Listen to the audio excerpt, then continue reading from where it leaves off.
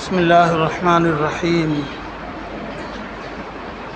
الحمد للہ رب العالمین والصلاة والسلام علی رسولہ النبی الکریم اعوذ باللہ من الشیطان الرجیم بسم اللہ الرحمن الرحیم والذین ہاجروا فی اللہ من بعد والذین آمنوا وہاجروا وجاہدوا فی سبیل اللہ والذین آووا ونصروا اولئک هم المؤمنون حقا لهم مغفرۃ ورزق کریم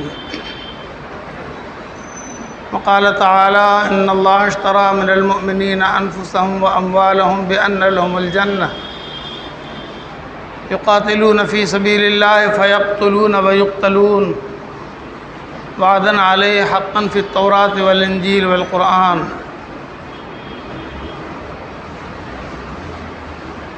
میرے بھائیو دوستو،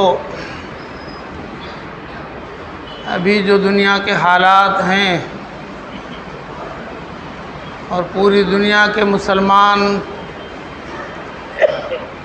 جس کرب و تکلیف میں مبتلا ہیں وہ کسی سے پوشیدہ نہیں ہے۔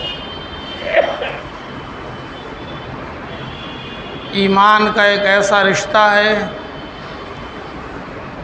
کہ کوئی ایمان والا دوسرے ایمان والے کی تکلیف کو برداشت نہیں کر سکتا ہے، اس سے متاثر ہوتا ہی ہے اور ہونا چاہیے۔ اور اس وقت میں پوری دنیا میں ایمان والے متاثر ہیں، بہت زیادہ متاثر ہیں۔ ایسے حالات میں ہمارے لیے ہم سب کے آقا مولا احمد مجتبی محمد مصطفیٰ رسول اللہ صلی اللہ علیہ وسلم کی سیرت پاک میں ہی کچھ سکون قلب حاصل ہو سکتا ہے، اور کہیں کوئی راستہ دکھائی نہیں پڑتا۔ بے بسی کا جو عالم ہے وہ سب پر ظاہر ہے۔ آپ نے گزشتہ جمعہ سنا ہوگا کہ ایک باپ اپنے معصوم بچے کو جو غالباً 2-2.5 سال 3 سال کا ہوگا، جب وہ زخمی ہو گیا اور تڑپ رہا ہے، اس کے باپ کے پاس اس کے لیے کچھ بھی نہیں ہے جو اس کی مدد کر سکے۔ نہ اپنا گھر بچا ہے، نہ گھر کا کوئی سامان بچا ہے، نہ اس بچے کے لیے دوا دے سکتا ہے، نہ کچھ اس کو کھلا پلا سکتا ہے۔ پانی بھی نہیں ہے، کھانا بھی نہیں ہے، دوا بھی نہیں ہے، خون پوچھنے کے لیے اس کے پاس کپڑے کا چیتھڑا بھی نہیں ہے۔ بس وہ باپ اپنے چھوٹے سے بچے کے سینے پر، پیٹ پر ہلکا ہلکا ہاتھ پھیرتا ہوا سورہ فاتحہ پڑھ رہا ہے، اور اللہ تعالیٰ نے اس بچے کو بھی قرآن پاک کی ان آیتوں کے صدقے میں راحت عطا فرمایا ہوا ہے کہ وہ اتنے زخموں کو برداشت کر رہا ہے۔ ایسے نہ جانے کتنے منظر ہیں جو عام نہیں ہوتے ہیں، ایک آدھ منظر ہی سامنے آتا ہے۔ 6-7 سال کا ایک بچہ ہے جو زخموں سے چور ہے، اور ڈاکٹر کے پاس اس کے علاج کے لیے اور بم کے ذرات نکالنے کے لیے، آپریشن کرنے کے واسطے آلات نہیں ہیں، اور اس بچے کو بے ہوش کرنے کے لیے اس کے پاس اینستھیسیا نہیں ہے، اور وہ ڈاکٹر اس کا آپریشن کرے تو کیسے کرے؟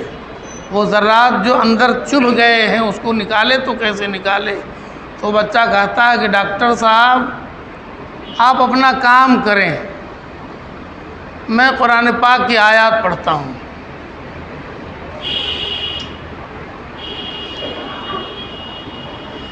اور اس کے بعد وہ بچہ سورہ رحمان پڑھنے لگتا ہے۔ اس بچے کے سورہ رحمان پڑھنے میں جو درد ہے نا، وہ ہم اور آپ پیدا نہیں کر سکتے۔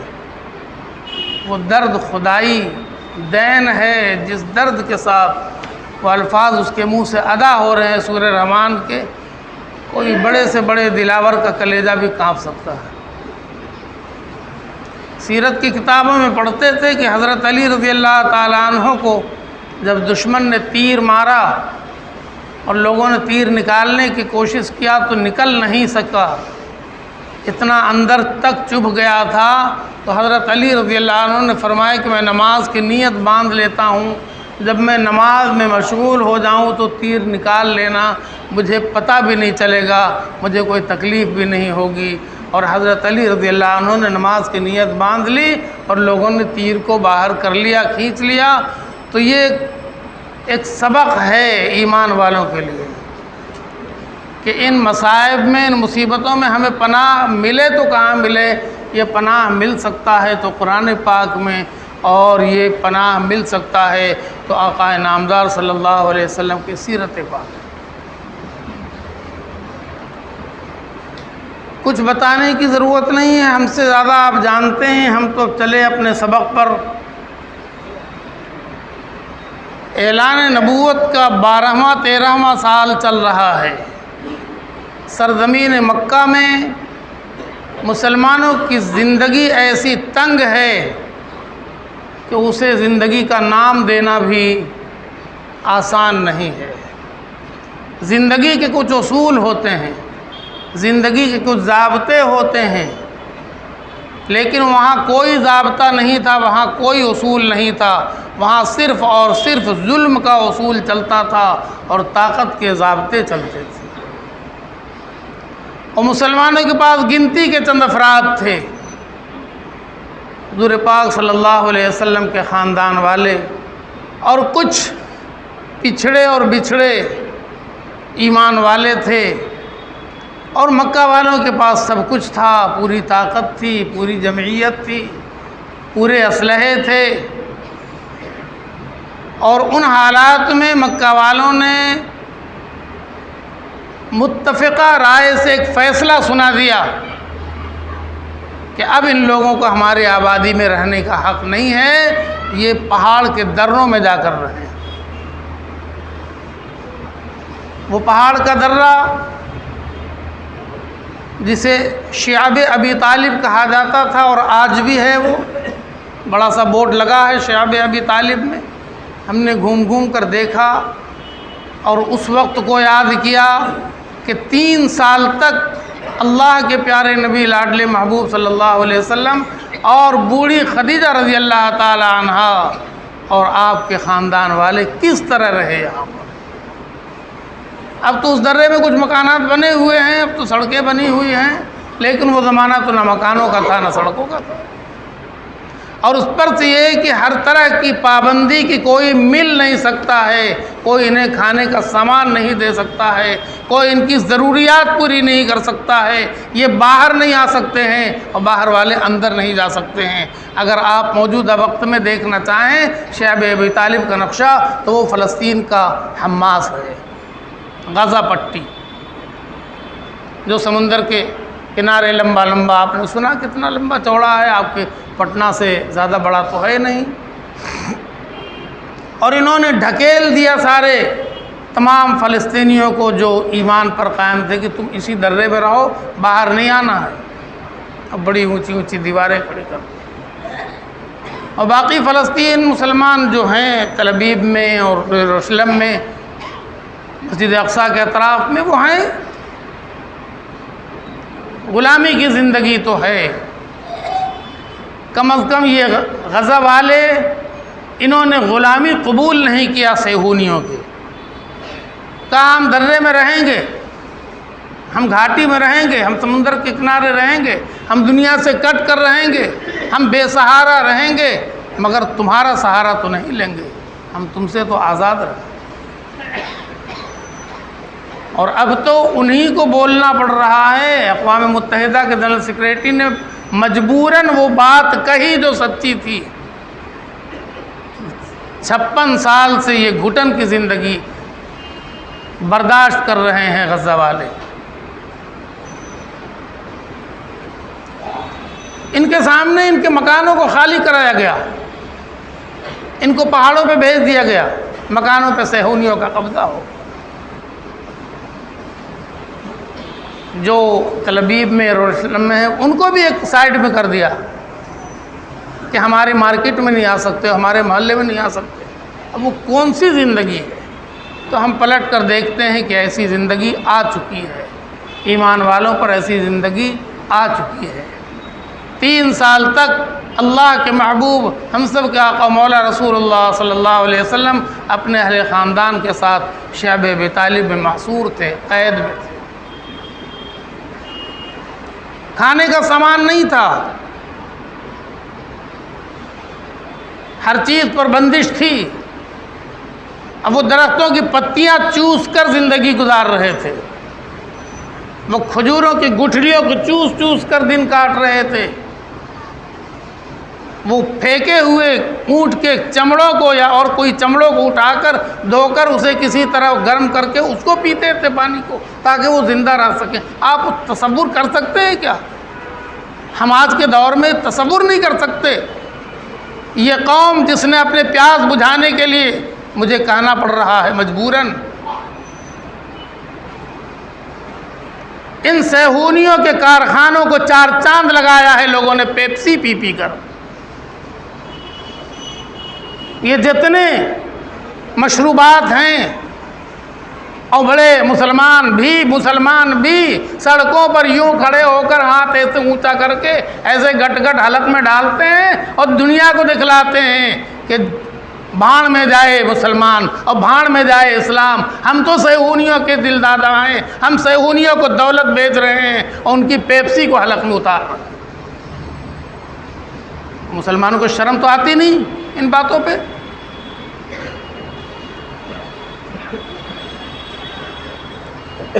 کیا پیپسی کے بغیر ہم زندہ نہیں رہ سکتے؟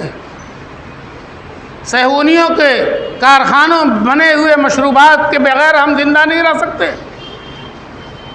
خدا کی قسم اگر آج پوری دنیا کے مسلمان ان اسرائیلیوں کے بنائے ہوئے تمام مشروبات کا بائیکاٹ کر دیں، کل اس کا دم گھٹ جائے گا۔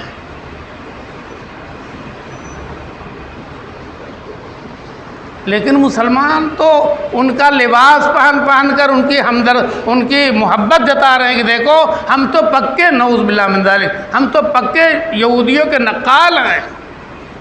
کیا یہودی ہماری نقل کرے گا؟ ہم تو یہودیوں کی پوری نقل اتار رہے ہیں، ان کے جیسا کپڑا، ان کا جیسا بال، ان کے جیسا جوتا، ان کا جیسا لباس، ان کے جیسا رہن سہن، سب کچھ تو ہم کو یہودیوں سے پسند ہے۔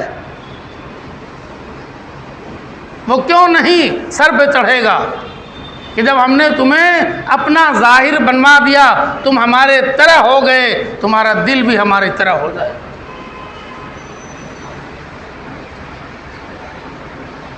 مسلمانوں کے سامنے آقا صلی اللہ علیہ وسلم کی کوئی سیرت تو ہے نہیں، آقا صلی اللہ علیہ وسلم کا کوئی طریقہ اور سنت تو ہے نہیں، یہ غیروں کی نقالی میں برباد ہو رہے ہیں، غیروں کی خفیہ مدد کر رہے ہیں۔ یہ کروڑ روپیہ جو جا رہا ہے اس کے کارخانوں میں، تب وہ سر چڑھ رہا ہے۔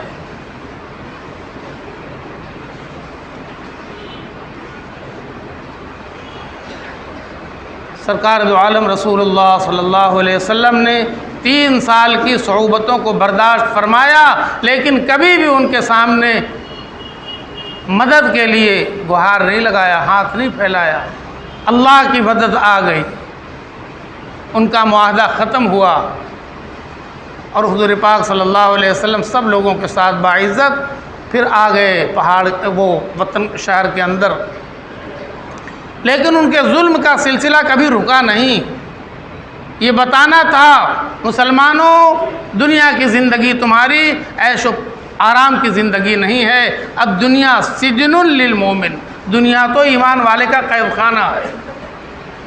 یہی بتانا تھا کہ اگر ہم اپنے نبی کو، اپنے محبوب کو راحت و آرام پہنچا دیں تو کل آنے والے دن میں سارے مسلمان کہیں گے کہ تکلیف کے لیے ہم ہی بچے تھے۔ اس لیے اللہ پاک نے تکلیفوں کی جتنی شکلیں اور جتنی قسمیں ہو سکتی تھیں وہ سب وہاں گزروا دیا اپنے محبوب اور صحابہ کرام کے ساتھ، تاکہ ہر زمانے کے مسلمانوں کو سمجھ میں آ جائے کہ اسلام پر زندہ رہنا ہے تو تکلیف کو سہنا ہے، شہادت گہے الفت میں قدم رکھنا ہے۔ لوگ آسان سمجھتے ہیں مسلمان ہونا۔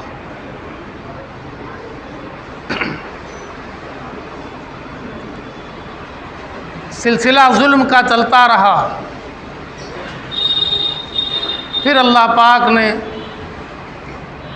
ان کے لیے، ایمان والوں کے لیے راستہ نکالا۔ فرمایا اب لوگ مکہ چھوڑ سکتے ہیں، مکہ چھوڑ کر دوسرے ملکوں میں جا سکتے ہیں۔ ہم دوسرے ملک والوں کے لیے زمین، آپ کے لیے دوسرے ملکوں کی زمین ہموار کر رہے ہیں، دوسرے ملک کے بادشاہوں اور وہاں کے باشندوں کا دل آپ کے لیے نرم کر رہے ہیں۔ آپ چاہیں تو حبشہ چلے جائیں۔ تو مسلمانوں کی اجازت مل گئی ہجرت کرنے کی، مسلمان حبشہ جانے لگے۔ اللہ کے نبی صلی اللہ علیہ وسلم مکہ مکرمہ میں رہے، پھر حبشہ والے واپس آئے، پھر اللہ تعالیٰ نے مدینہ والوں کو قبول فرمایا اور مدینہ والوں کے دل کو اللہ نے نرم فرما دیا۔ مدینہ سے لوگ حج کرنے آئے تھے،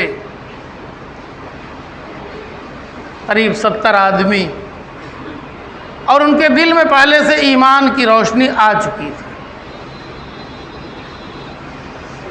منی کے وادی میں چاروں طرف پہاڑ ہے، بیچ میں کچھ جگہ ہے، ابھی وہاں پر ایک ٹوٹی پھوٹی مسجد بنی ہوئی ہے نشانی کے لیے۔ وہاں لوگ ٹھہر گئے اور مکہ مکرمہ میں حضور پاک صلی اللہ علیہ وسلم کو خبر دیا کہ ہم آپ سے کچھ بات کرنا چاہتے ہیں۔ حضور پاک صلی اللہ علیہ وسلم رات کے اندھیرے میں نکلے اور اس وادی میں پہنچ گئے اور مدینہ منورہ والوں سے معاملہ ہوا، باتیں ہوئیں، معاہدہ ہوا کہ آپ ہجرت کر کے مدینہ منورہ آ جائیں، ہم لوگ ہر طرح آپ کی مدد کریں گے، اور یہاں دین نہیں پھیل رہا مکہ مکرمہ میں، ہم دین پھیلانے کے لیے مدینہ منورہ میں پوری کوشش کریں۔ سارے معاملات طے ہو گئے، ایک ایک بات وہاں کے لوگوں نے گچھا لیا حضور پاک صلی اللہ علیہ وسلم کہ اللہ کے نبی آپ مدینہ منورہ آئیں گے تو آپ کو غلبہ ہوگا، مسلمانوں کی تعداد بڑھے گی، تو کہیں آپ پھر واپس مکہ مکرمہ نہ آ جائیں ہمیں چھوڑ کر کے، معاہدہ کروا لیں۔ حضور نے فرمایا ایسا نہیں ہو سکتا ہے، میں جب تمہارے یہاں آ جاؤں گا اور اللہ اسلام کو، دین کو غلبہ عطا فرمائے گا، پھر مرنا جینا تمہارے ہی ساتھ ہوگا، پھر ہم تمہیں چھوڑ نہیں سکتے۔ سارے معاہدات ہو گئے، پھر وہ لوگ حج کر کے واپس گئے، اور حضور پاک صلی اللہ علیہ وسلم نے صحابہ کرام کو تھوڑا تھوڑا کر کے مدینہ منورہ بھیجنا شروع کر دیا کہ تم مدینہ منورہ چلے جاؤ۔ وہ وہاں جا کر رہنے لگے۔ اللہ کے نبی صلی اللہ علیہ وسلم خود ابھی تشریف نہیں لے گئے، انتظار تھا اللہ کے حکم کا۔ تقریباً تمام صحابہ کرام جا چکے تھے، ان کے جانے کی الگ داستان ہے، کیسے گئے۔ صہیب رومی رضی اللہ تعالیٰ عنہ جانے لگے تو مکہ والوں نے گھیر لیا، کہا صہیب تم مکہ آئے تھے، کچھ تھا تمہارے پاس؟ خالی ہاتھ آئے تھے؟ یہاں تم نے پیسے کمائے، تجارت کیا، دولت ہوگی تمہارے پاس، اب تم جا رہے ہو تو یہ دولت تو مکہ کی دولت ہے اور تم اسے لے کر وہاں چلے جاؤ گے، یہ تو ہم ہونے نہیں دیں۔ صہیب رومی رضی اللہ عنہ نے پوچھا اگر میں ساری دولت چھوڑ دوں تمہارے پاس؟ کہا پھر تم جا سکتے ہو خالی ہاتھ۔ کہا لو یہ ساری دولت تم لے لو، میں اپنا ایمان لے کر مدینہ منورہ جا رہا ہوں۔ یہ کوئی آسان کام ہے، کوئی معمولی بات ہے، یہ اتنے دین کی کمی ہے۔ یہاں تو دین کے خاطر لوگوں کا گھر سے ہجرت کر کے مسجد آنا پہال ہے۔ کہہ رہا ہوں غلط کہہ رہا ہوں؟ گھر سے ہجرت کر کے مسجد تک آنا محال ہے دین کے خاطر، نماز کے خاطر۔ ہاں البتہ ڈالر ہو سامنے، دینار ہو سامنے، درہم ہو سامنے، ریال ہو سامنے، تو پھر 4 سال کے لیے جوان بیٹا چلا جائے، آسان ہے۔ وہ ڈالر آئے گا، دینار آئے، لیکن دین کی خاطر مسجد چھوڑ کر گھر چھوڑ کر مسجد چلے آئے، یہ مشکل ہے۔ کتنے آرام سے گھر میں خراٹا لیتے ہیں اور مؤذن کی پکار ہوا میں اڑ جاتی ہے، الصلاۃ خیر من النوم۔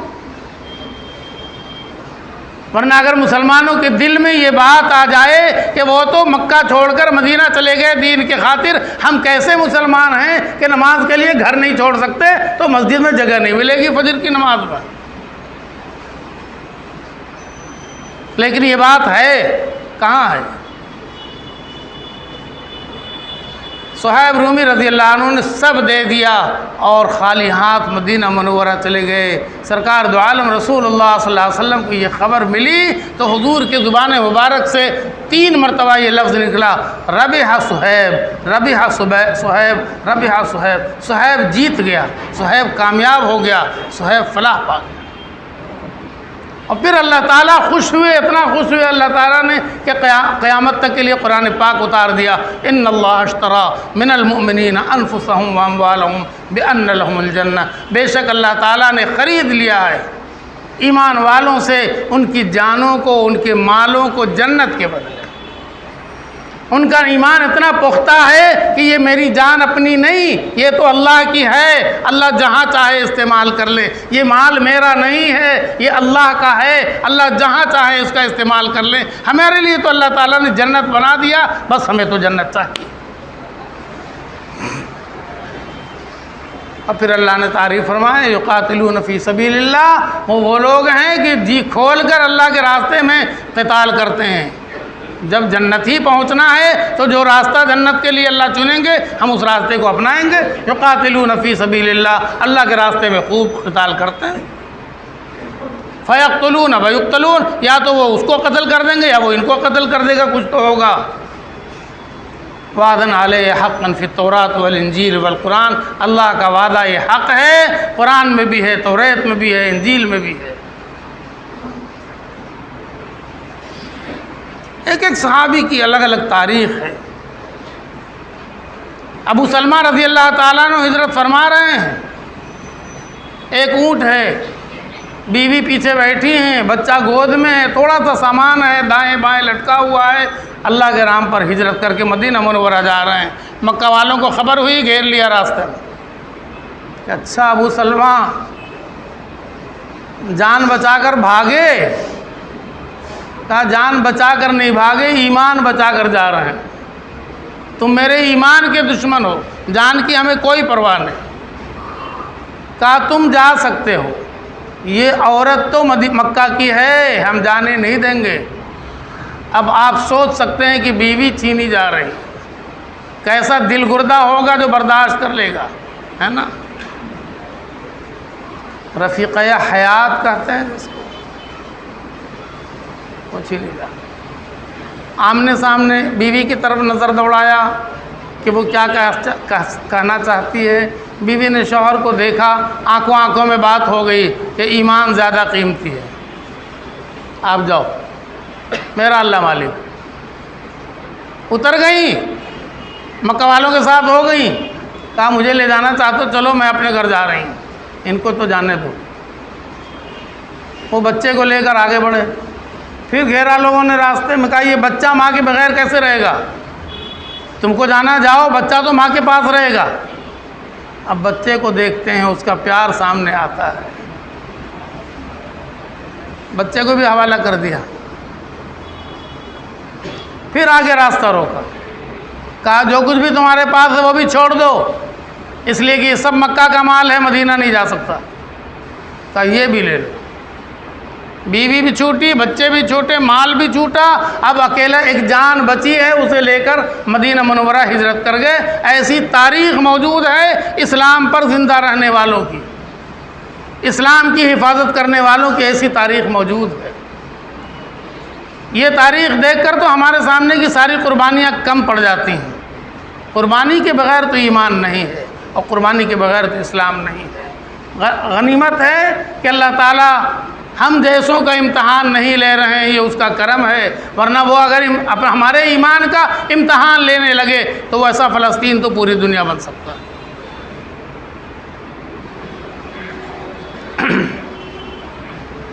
ایک وقت وہ بھی آیا کہ جب مکہ مکرمہ میں صرف 3 افراد بچ گئے، ایک تو اللہ کے سب سے زیادہ محبوب نبی، ہم سب کے آقا مولا رسول اللہ صلی اللہ علیہ وسلم، ایک ابو بکر صدیق رضی اللہ عنہ اور ایک حضرت علی رضی اللہ عنہ۔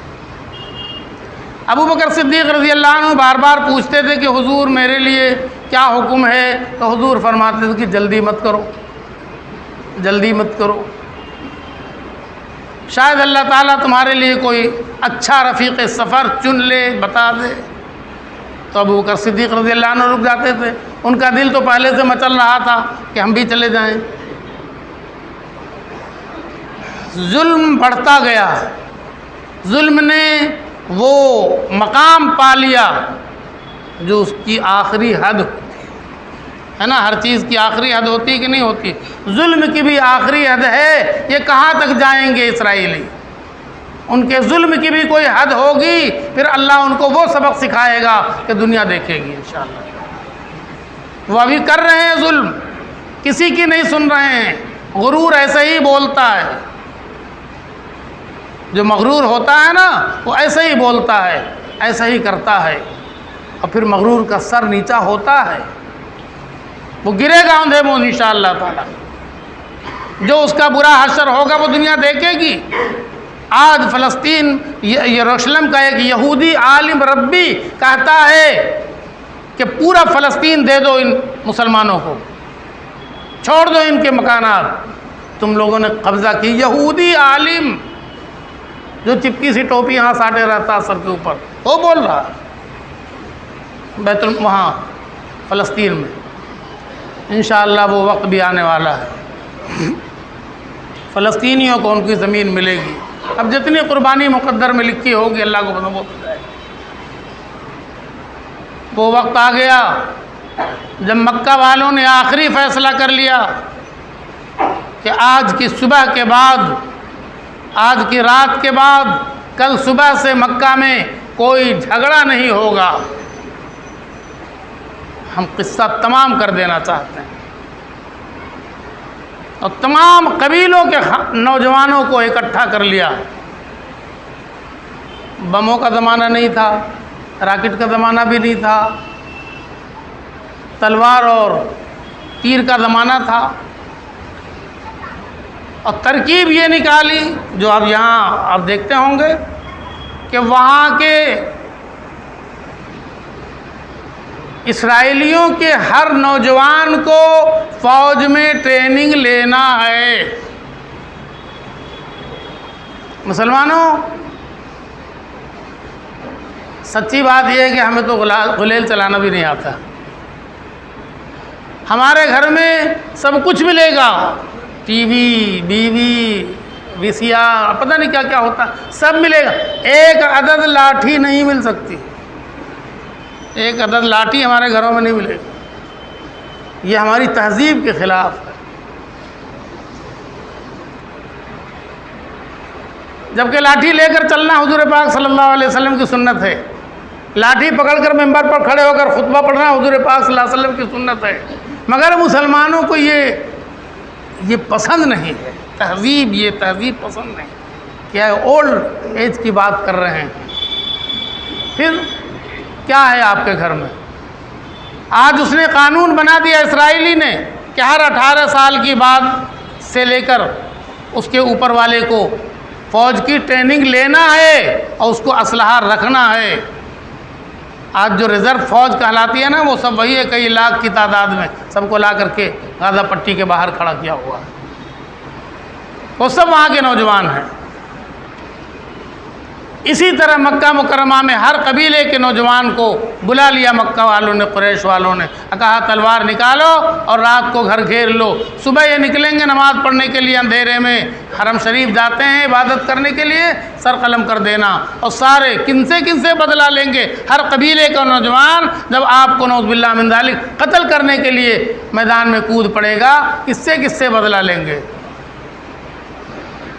اقوام متحدہ کا فیصلہ ہو گیا، سارے قبیلے کے نوجوان تلوار لے کر حضور پاک صلی اللہ علیہ وسلم کے گھر کے چاروں طرف کھڑے ہو گئے۔ آج قصہ تمام، کل سے کوئی جھگڑا ہی نہیں ہوگا، جو چلے گئے سو چلے گئے۔ اللہ تعالیٰ تو سب کچھ دیکھ رہے ہیں۔ اللہ تعالیٰ تو وہاں بھی دیکھ رہے تھے، یہاں بھی دیکھ رہے ہیں، یہاں بھی فلسطین میں بھی دیکھ رہے ہیں، کچھ اللہ سے چھپا ہوا نہیں ہے، لیکن اللہ خوب جانتے ہیں کہ انہیں کیا کرنا ہے۔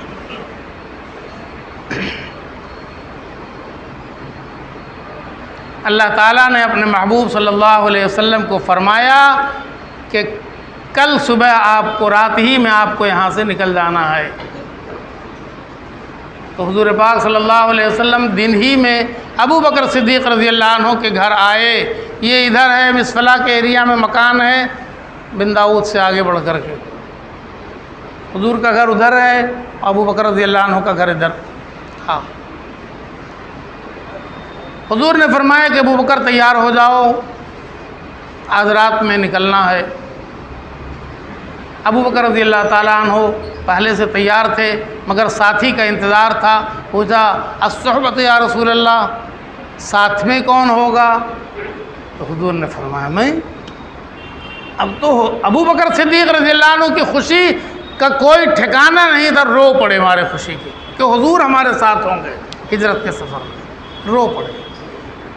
حضرت اسماء رضی اللہ عنہ کہتی ہیں کہ میں نے پہلی مرتبہ دیکھا کہ آدمی کسی تکلیف میں روتا ہے تو لیکن کوئی بہت زیادہ خوشی کے موقع پر بھی انسان رو جاتا ہے۔ وہ میرے ابا رو گئے اس بات کو سن کر کہ حضور آپ کے ساتھ ہوں گے۔ تو عرض کیا کہ حضور یہ 2 اونٹ ہے، ایک آپ کے لیے میں نے خریدا ہے، ایک اپنے لیے میں نے تیار کیا ہے۔ حضور نے فرمایا اس کی قیمت لے لو۔ کہا حضور آپ ہی کے لیے، ہم بھی ہیں، سب کچھ ہے میرا آپ کے لیے۔ کہا نہیں، ہجرت کا سفر ہوگا تو اپنے خریدے ہوئے اونٹ پر ہوگا، تاکہ یہ سبق میری امت میں جائے کہ اگر تمہیں جماعت میں بھی جانا ہے نا تو ساتھی کے پیسے سے مت جانا، اپنے بس کا کرایہ خود دے کے جانا۔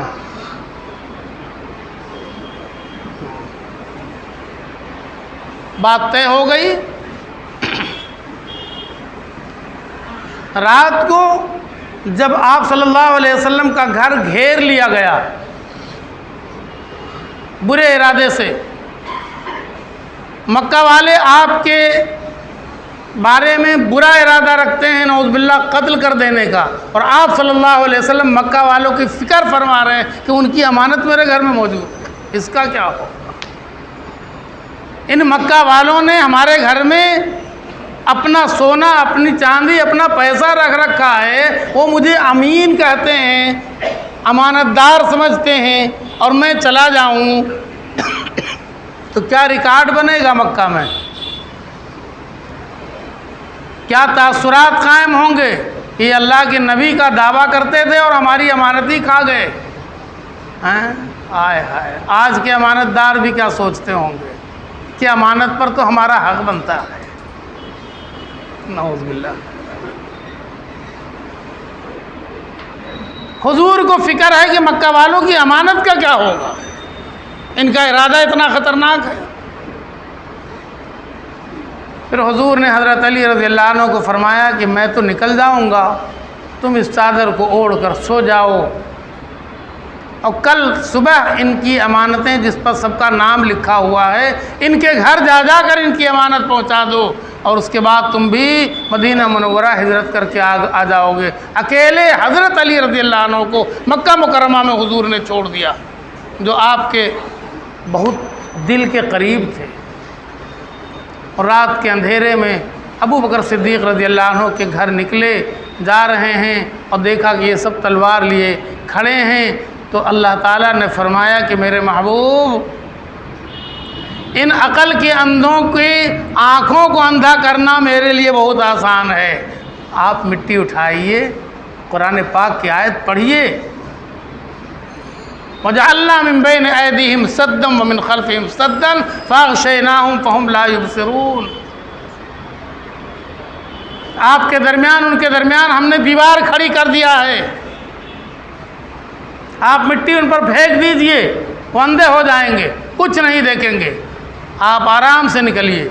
حضور نے مٹی اٹھایا، قرآن کی آیت پڑھی، اور پڑھ کر ان پر پھینک دیا تو سب کے بالوں میں مٹی پڑ گئی، آنکھ بند ہو گئی، سب بیٹھے بیٹھے سو گئے۔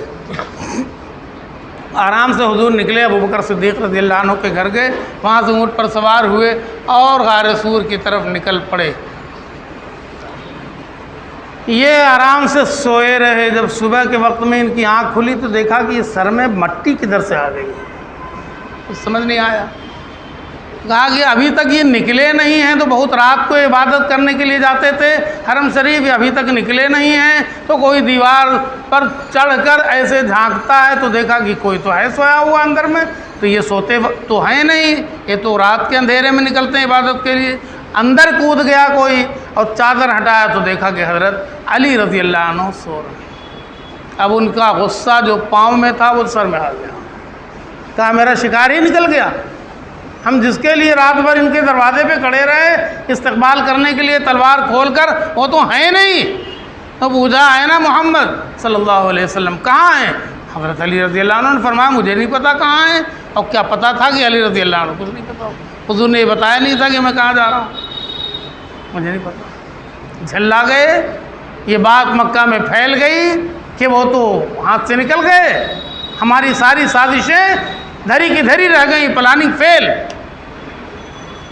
تو شور ہوا کہ جو ان کو پکڑ لے ابھی کہاں گئے ہوں گے, مکہ کے چاروں طرف کتنی دور گئے ہوں گے. دوڑ پڑو گھوڑوں پہ بیٹھ کر, 100 سرخ اونٹوں کا انعام ملے گا. 100 سرخ اونٹ, کروڑ روپیہ بھی مان لیجیے اس کو, کروڑ. 100 سرخ اونٹ ملے گا. سب دوڑ پڑے. اللہ کے پیارے نبی صلی اللہ علیہ وسلم غار سور میں گئے اور پھر وہاں سے مدینہ منورہ کا جو ہجرت کا واقعہ ہے, اللہ چاہے تو انشاءاللہ اس پر کچھ روشنی پڑے گی آئندہ جمعہ کو. فآخر دعوانا